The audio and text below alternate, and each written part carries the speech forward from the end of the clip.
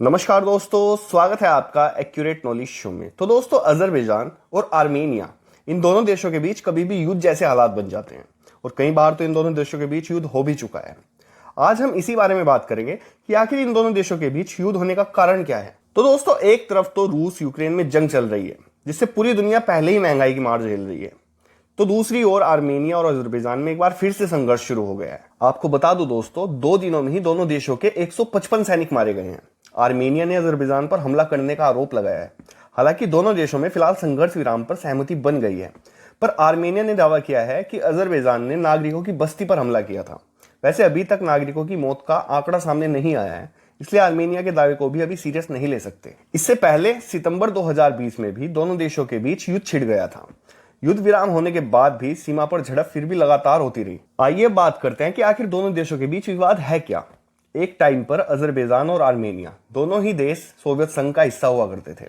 1991 में सोवियत संघ टूटने के बाद जो 15 नए देश बने, उनमें अजरबैजान और आर्मेनिया भी थे। इन दोनों देशों के बीच विवाद का कारण यह एक इलाका है जिसका नाम है नागोर्नो कराबाख। इस इलाके पर कब्जे को लेकर दोनों देशों के बीच 4 दशक से विवाद है।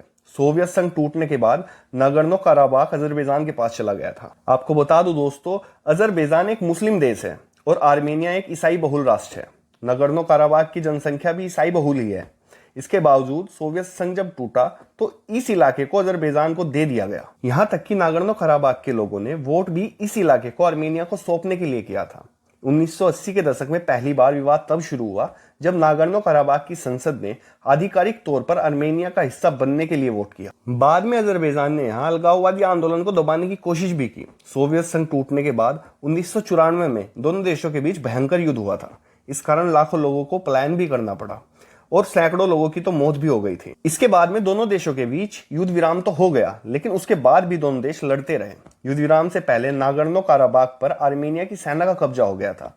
युद्ध विराम के बाद ये इलाका अजरबैजान का ही रहा, लेकिन यहाँ अलगाववादियों की हुकूमत चलने लगी। 2 साल पहले सितंबर 2020 में जब दोनों देशों के बीच युद्ध हुआ तो कम से कम 50,000 से ज्यादा लोग मारे गए थे। इन दोनों देशों के बीच जंग होना बहुत ही ज्यादा खतरनाक है। क्यों? क्योंकि इसमें एक बड़ा युद्ध होने का खतरा है। इसकी वजह यह है कि अजरबैजान को तुर्की का समर्थन है और तुर्की नाटो का सदस्य है। वहीं आर्मेनिया को रूस का समर्थन है और रूस और नाटो के बीच पहले ही यूक्रेन की वजह से संबंध खराब है। आपको बता दूं, रूस का आर्मी बेस भी आर्मेनिया में ही है। अजरबैजान की बड़ी आबादी तुर्की मूल के लोगों की है, इसलिए तुर्की इसका साथ देता है। तुर्की ने तो एक बार दोनों देशों के रिश्तों को 2 देश एक राष्ट्र तक कह दिया था। वहीं आर्मेनिया के साथ तुर्की के कोई आधिकारिक संबंध नहीं है। इसीलिए अगर हालात ऐसे ही रहे तो ये बड़े युद्ध का भी रूप ले सकता है। तो फिलहाल के लिए इस वीडियो में इतना ही। अपनी राय कमेंट में जरूर दें। चैनल को सब्सक्राइब करने के साथ साथ बेल आइकन जरूर दबाएं। And thank you very much for watching this video.